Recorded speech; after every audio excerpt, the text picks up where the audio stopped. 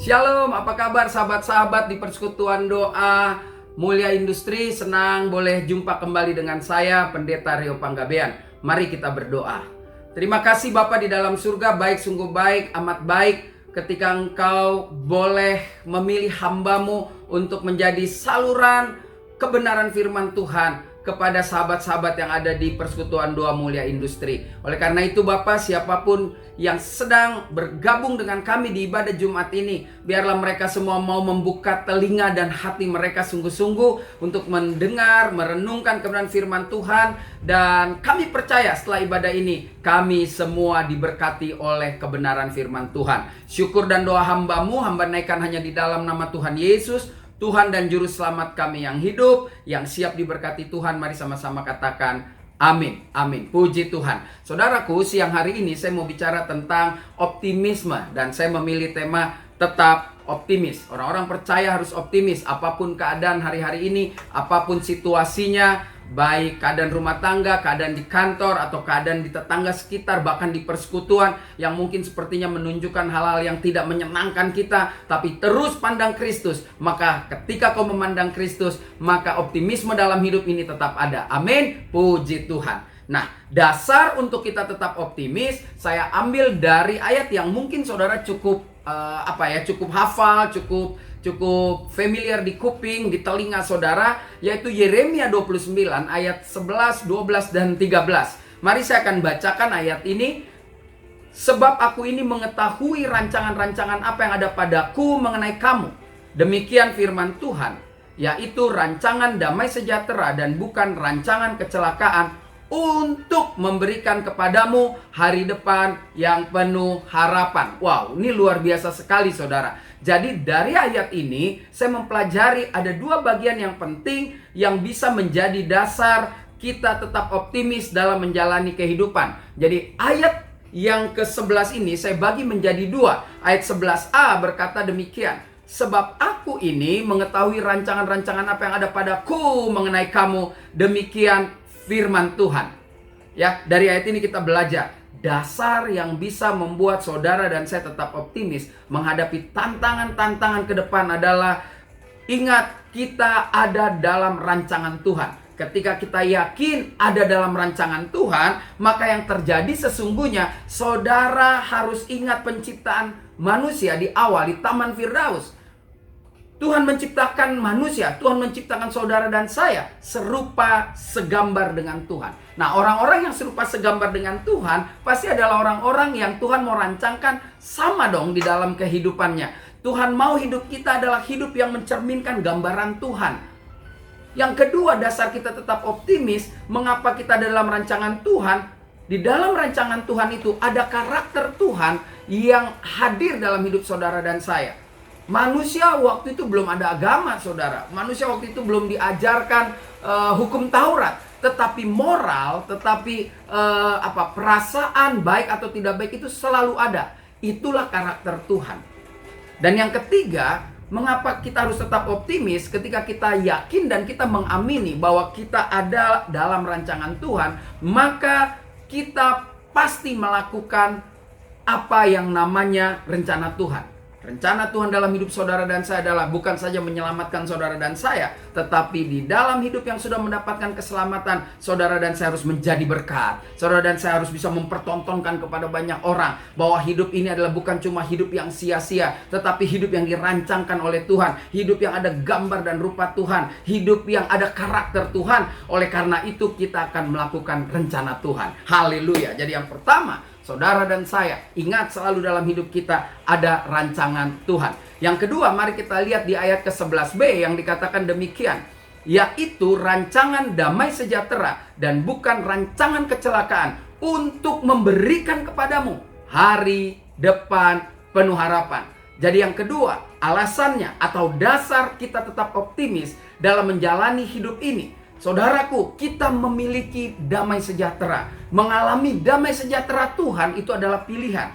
Dan waktu Tuhan menawarkan dengan mengatakan damai sejahtera kuberikan kepadamu, berarti tugas saudara dan saya hanya tinggal mengambil damai sejahtera itu dan mulai jalani hidup dengan optimis. Nah, saudaraku, orang yang memiliki damai sejahtera Tuhan adalah orang yang akan ada ketenangan walau menghadapi pergumulan hidup. Ketika saya bicara ini, saya juga punya pergumulan hidup. Ketika saudara mendengar berita ini, saudara pun sedang mengalami yang namanya pergumulan hidup. Tetapi damai sejahtera tidak akan bisa mengganggu saudara dan saya. Situasi apapun tidak akan menggagalkan kepastian akan masa depan. Jadi ingat, masa depan kita tidak akan gagal, karena masa depan kita adalah masa depan yang dirancangkan Tuhan, sehingga lewat damai sejahtera kita tidak akan kehilangan pengharapan untuk mencapai tujuan itu. Wow, haleluya. Yang di rumah, yang di kantor, dimanapun, mari beri kemuliaan buat Tuhan kita. Haleluya, puji Tuhan. Jadi 2 bagian kita sudah pelajari. Yang pertama, dasar untuk kita mengalami damai sejahtera adalah karena kita berada dalam rancangan Tuhan. Yang kedua, dasar untuk kita tetap optimis untuk menjalani hidup ke depan karena kita memiliki damai sejahtera Tuhan. Puji Tuhan, haleluya. Tuhan Yesus baik, ya, Tuhan Yesus baik. Saya boleh kembali jumpa dengan saudara di PD Mulia Industri ini, ya. Lama sekali ya memang saya tidak ke sana. Dan kalau ke sana dulu, wow, memang prosedurnya cukup lumayan ribet, ya. Ke pos satpam dulu, lalu bapak kita masih nggak kerja di situ, ya, orang Batak itu, ya. Bapak kita yang luar biasa itu suka naik mobil dia mengantar saya sampai tempat ibadah, ya. Dan ibadah itu benar-benar on time. Tapi hari ini juga on time, saudara. Jangan ragu dan jangan takut. Yuk, mari kita lihat dasar kita untuk tetap optimis. Yang ketiga, saudara, perhatikan baik-baik. Tuhan selalu mendengar doa kita, bahkan doa untuk hal yang sederhana sekalipun. Nah, ini statement yang mengingatkan saudara dan saya, ketika kita berada dalam tekanan, tetaplah berdoa. Di dalam Yeremia 29 ayat 12 dikatakan dengan jelas, dan apabila kamu berseru dan datang untuk berdoa kepadaku, maka aku akan mendengarkan kamu. Haleluya. Jadi waktu saudara ada persoalan, waktu saudara berada dalam tekanan, ingat, Tuhan selalu mendengar doa saudara. Luar biasa sekali, ya. Kenapa? Karena Tuhan itu memulainya dengan kerinduan untuk kita tetap intim dengan Dia. Saudara lihat, perhatikan baik-baik, inisiatif selalu dari Tuhan, bukan dari manusia. Ya, waktu manusia jatuh ke dalam dosa aja, waktu Adam jatuh ke dalam dosa, Tuhan kok yang cari Adam. Ya, waktu perjanjian dengan Abraham, bukan Abraham yang janji kalau saya setia saya akan begini begitu. Enggak, Tuhan bilang aku akan membuat keturunanmu penuh seperti pasir di laut, bintang di langit. Jadi selalu keintiman itu dimulai dari Tuhan. Itulah sebabnya ayat ini keluar. Yeremia dipakai Tuhan untuk mengatakan kepada bangsa Israel, apabila engkau berseru, datang berdoa kepadaku, aku mendengar. Tuhan cuma bilang mendengar, ya. Tuhan menjawab dengan mendengar. Bisa juga iya, tidak, atau nanti, ya. Tapi pasti didengar Tuhan. Nah, ini yang menarik. Karena Dia bukan Tuhan yang jauh. Dia bukan Tuhan yang kita perlu berteriak memanggil Dia, ya. Ini hebat sekali, ini luar biasa sekali. Tuhan kita adalah Tuhan yang dahsyat. Di tengah pandemi ini, saudara nggak perlu takut, saudara hanya perlu berdoa. Dia selalu dengar doa kita, bahkan doa yang sangat sederhana sekalipun. Ingat, Tuhan selalu peduli dengan suara kita. Jadi jangan lagi nyanyi begini, Tuhan, masihkah kau mendengarkan doaku? Itu lagu udah lama, sudah kuno, stop, masuk box. Kenapa? Lewat ayat ini jangan lagi kita bertanya apakah Tuhan masih mendengar doa kita. Jelas Dia bilang, apabila kamu berseru dan datang untuk berdoa kepadaku, maka aku akan mendengarkan kamu. Puji Tuhan, haleluya. Tuhan Yesus baik, Tuhan Yesus luar biasa. Luar biasa dalam hidup saudara, luar biasa dalam hidup saya juga. Terima kasih. Saudara perhatikan baik-baik. Dia Tuhan yang selalu mendengar doa kita. Itulah yang menjadi perenungan bagi kita. Mengapa saya berani mengatakan hidup kita harus tetap optimis? Harus tetap optimis menghadapi tantangan ke depan. Karena mulai hari ini kita tahu bahwa saudara dan saya diciptakan sesuai dengan rancangan Tuhan. Mengapa kita harus optimis? Karena saudara dan saya diberikan damai sejahtera. Mengapa kita harus tetap optimis? Karena saudara dan saya jelas sekali dijanjikan oleh Tuhan bahwa Dia akan mendengar doamu. Haleluya. Luar biasa sekali, ya. Saudara, yang keempat, mari kita lihat yang keempat. Dasar untuk kita tetap optimis, maka kita temukan di Yeremia 29 ayat yang ke-13. dengan jelas dikatakan Yeremia 29 ayat 13, saudara dan saya, apabila kamu mencari aku, A-nya huruf besar, berarti apabila saudara dan saya mencari Tuhan, maka kamu akan menemukan Tuhan. Apabila kamu menanyakan aku, yaitu Tuhan, dengan segenap hati. Jadi yang keempat, janji Tuhan agar kita bisa tetap lihat maju jalan ke depan dengan optimis. Dia Tuhan yang sangat mudah ditemui.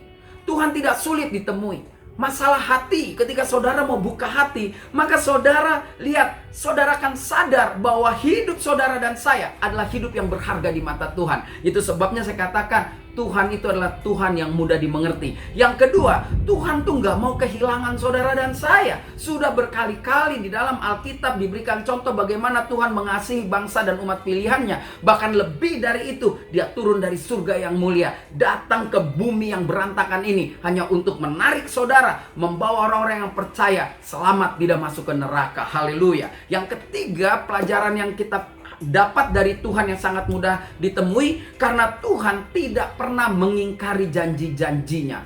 Wow, ya kan? Dia Tuhan yang tidak pernah mengingkari janjinya. Kalau dia berjanji, dia tepati. Bukan seperti suami kita yang bilang, dulu nanti kalau kita menikah, tenang deh, kita akan pergi jalan-jalan ya. Kita akan jalan-jalan. Udah 25 tahun menikah, rumah Cikarang jalan-jalan paling jauh, Taman Pramuka Cibubur, ya kan? Lalu nanti bubar, ribut. Lalu istrinya bilang, kau yang mulai, kau yang mengakhiri. Nah, itu yang repot, saudara. Nah, oleh karena itu, saya berharap saudara dan saya tidak menjadi bagian orang-orang yang suka ingkar, karena Tuhan kita tidak ingkar janji. Haleluya. Lalu Tuhan yang mudah ditemui meyakinkan kepada saudara dan saya bahwa ada kekuatan yang pasti karena kita dekat dengan Tuhan. Dulu waktu muda ya, yang umurnya di atas 45 tahun tahu lagu ini kan?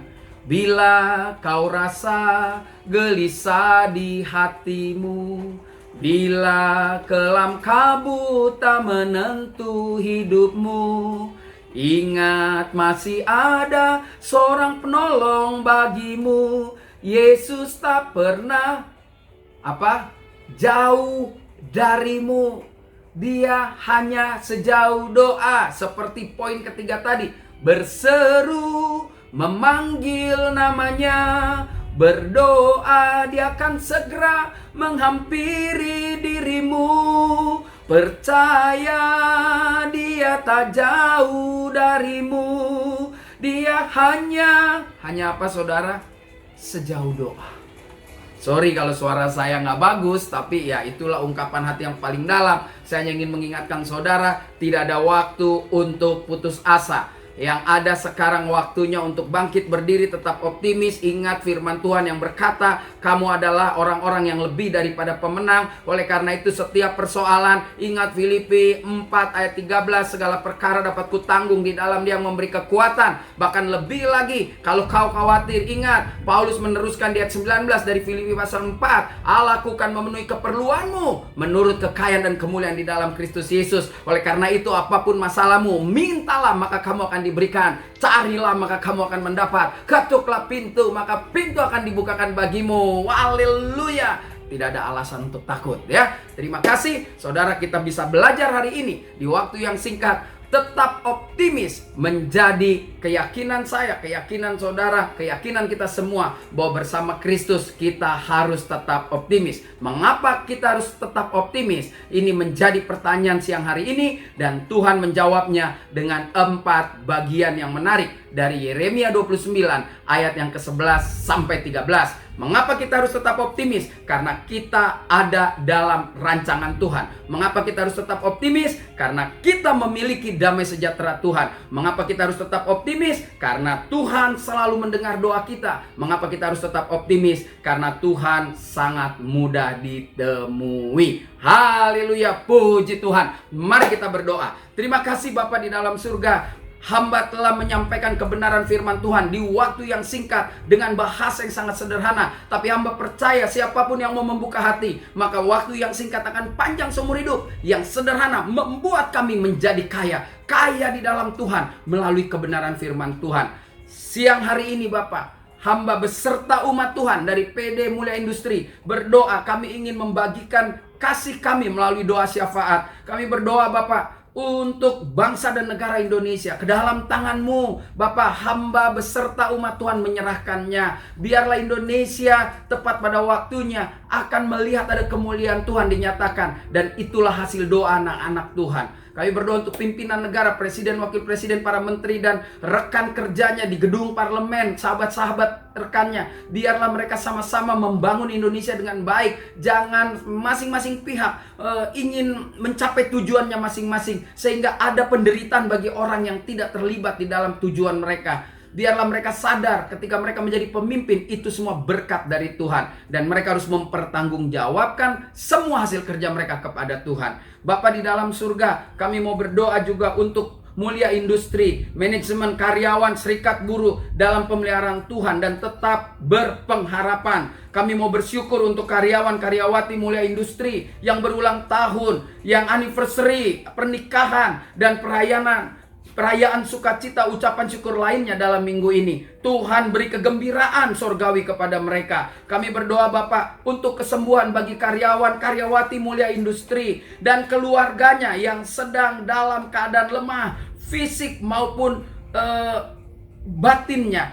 Biarlah Tuhan mereka masuk dalam penyerahan diri kepada Tuhan dan siap masuk dalam proses pemulihan yang dari Tuhan. Terima kasih Bapak. Kami mau berdoa bagi karyawan-karyawati Mulia Industri Group dan keluarga yang dalam kondisi berduka. Tuhan, kami hanya berdoa sukacita sorgawi turun atas mereka. Tuhan yang memberi penghiburan, kekuatan kepada mereka semua. Terima kasih Bapak. Biarlah kebenaran firman yang disampaikan hari ini, biarlah firman ini juga boleh mendarat di hati kami semua, sehingga kami keluar, kami melakukan aktivitas kami setelah ibadah ini dengan tetap optimis bahwa segala perkara dapat kami tanggung di dalam Kristus Yesus. Terima kasih Bapak. Ibadah minggu depan hamba berdoa untuk Bapak Pendeta Gusti Agung Wiono yang sudah Kau tunjuk. Biarlah firman Tuhan, kebenaran firman Tuhan, sukacita, kesembuhan boleh terjadi melalui perkataan-perkataan hamba-Mu minggu depan,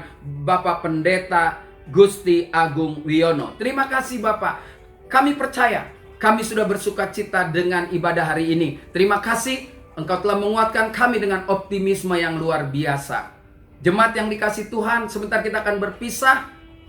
Sebelum kita menerima berkat Tuhan, ingatlah firman Tuhan yang berkata, jadi akhirnya saudara-saudara, semua yang benar, semua yang mulia, semua yang adil, semua yang suci, semua yang manis, semua yang sedap didengar, semua yang disebut kebajikan dan patut dipuji, pikirkanlah semuanya itu. Selalulah berdiri teguh, jangan goyah, giatlah selalu dalam pekerjaan Tuhan. Sebab kamu tahu bahwa dalam persekutuanmu dengan Tuhan, jerih payahmu tidak pernah sia-sia. Terima kasih Tuhan. Jemaat, arahkan kembali hati dan pikiranmu kepada Bapa di surga, dan terimalah berkat Tuhan. Dia Bapa pencipta langit dan bumi. Dia Bapa yang telah menyelamatkan kita lewat karya penyalipan Tuhan Yesus Kristus. Dan Dia Bapa yang telah menuntun menolong kita melalui penyertaan Roh Kudus, selalu dan selalu memberkati kita siang hari ini sampai selama-lamanya. Yang sudah diberkati Tuhan, mari sama-sama katakan amin, amin, amin. Puji Tuhan, haleluya. Saya percaya satu saat nanti kita akan kembali berjumpa di ibadah-ibadah berikutnya. Saya Pendeta Rio Panggabean, Oikumene Ministry Jakarta. Tuhan Yesus memberkati.